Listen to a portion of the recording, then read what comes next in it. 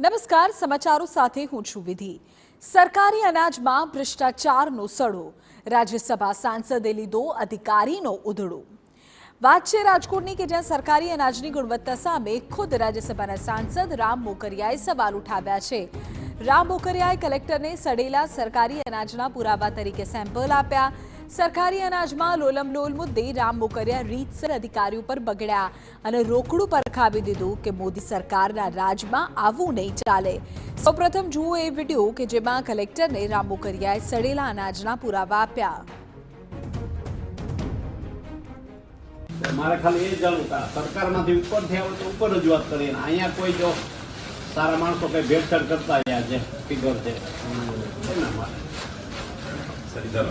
આવો રમેશભાઈ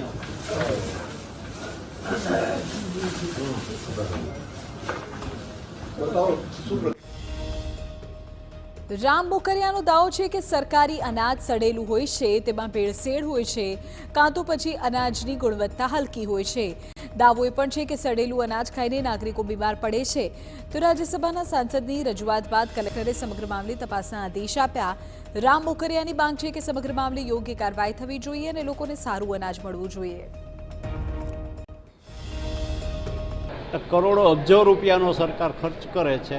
હવે એમાં જે અનાજ આજે મારી પાસે નમૂના આવ્યા એ ભેળસેળવાળું અથવા જીવજંતુવાળું અથવા કચાશવાળું હતું। એ મેં કલેક્ટરશ્રી અને પુરવઠા અધિકારીને બતાવ્યું છે। અને ક્યાંથી આ ભેળસેળ થાય છે, એફસીઆઈમાં થાય છે કે સેન્ટ્રલોની જે દુકાનો હોય છે એમાં કરે છે, કોણ કરે છે, આ બધા અમે જે તે કસ્ટમર પાસેથી અનાજ કલેક્ટ કરી આવા સેમ્પલ લઈ એમાં ચોખા હતા, ચણા હતા, ઘઉં હતા, દાળ હતી, આવા બધામાં ક્યાંય ને ક્યાંય આ ભેળસેળ હોય એવું માલુમ પડ્યું છે। તો લોકોને હલકી ગુણવત્તાવાળું અનાજ કેમ પીરસાય છે એ સવાલ છે। હવે તો ખુદ રામ મોકરિયા સાંસદે આ મામલે પુરાવા આપ્યા છે અને અધિકારીઓનો ઉધડો લીધો છે। તેમણે કલેક્ટર સમક્ષ અનાજના નમૂના મૂક્યા અને કહ્યું કે જુઓ કેવું અનાજ લોકોને મળે છે। રાજકોટમાં જિલ્લા કલેક્ટરની અધ્યક્ષતામાં દર મહિને મળતી પુરવઠાની મિટિંગમાં જે સસ્તા અનાજની દુકાનમાં મળતા અનાજ છે તેની હલકી ગુણવત્તાને લઈને રજૂઆત કરવામાં આવી છે।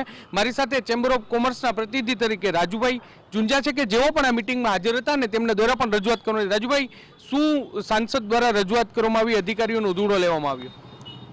ખાસ કરીને જોઈએ તો ઘણી બધી ફરિયાદો મળતી હતી કે નબળી ક્વોલિટીનું અનાજ છે જે સસ્તા અનાજના દુકાનદારો દ્વારા આપવામાં આવે છે।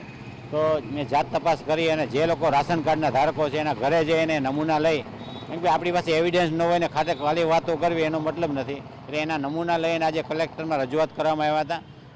મારા દ્વારા, રાજકોટ ચેમ્બર ઓફ કોમર્સ દ્વારા અને રામભાઈ દ્વારા એ રજૂઆતો કરવામાં આવી અને કલેક્ટરશ્રીએ એની રજૂઆતને ધ્યાને લઈ અને પુરવઠા અધિકારીઓને સૂચના આપી કે આને તપાસ કરો અને આનો તાત્કાલિક રિપોર્ટ આપો।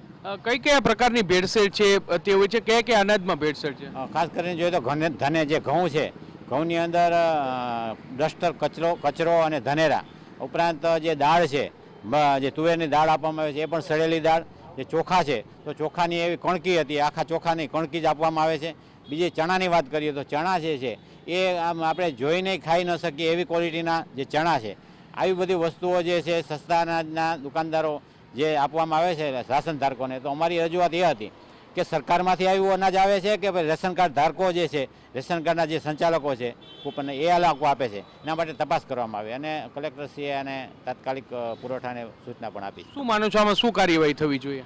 કાર્યવાહી એવી થવી જોઈએ કે જે જો દુકાનદાર જવાબદાર હોય તો એનું લાયસન્સ સસ્પેન્ડ થવું જોઈએ અને સરકારમાંથી આવવું હોય તો કલેક્ટરશ્રી એનો રિપોર્ટ કરે અને જે જ્યાંથી સરકારી ગોડાઉનમાંથી આ માલ આપવામાં આવે છે એ માલ ત્યાંથી બંધ થવો જોઈએ ને સારી ક્વોલિટીનો માલ લોકોને મળવો જોઈએ। પણ એટલે ઘઉં, ચણા, દાળ સહિતની જે અનાજ છે તે તમામ અનાજ છે તે ભેળસેળયુક્ત જે અનાજ છે, હલકી કક્ષાનું અનાજ છે તે ગરીબોને મળી રહ્યું છે ને તેને લઈને જ રજૂઆત છે તે કરવામાં આવી છે। ચેમ્બર ઓફ કોમર્સના પ્રતિનિધિ તરીકે સામાજિક આગેવાન રાજુ ઝુંઝા છે, તેમના દ્વારા રામ મોકરિયાને રજૂઆત છે તે કરવામાં આવી હતી અને તમામ પુરાવાઓ સાથે કલેક્ટરનો પણ રામ મોકરિયા છે તેમના દ્વારા ઉધડો છે તે લેવામાં આવ્યો છે। જોવાનું રહેશે કે આ સમગ્ર મામલે હવે કયા પ્રકારની કાર્યવાહી થાય છે।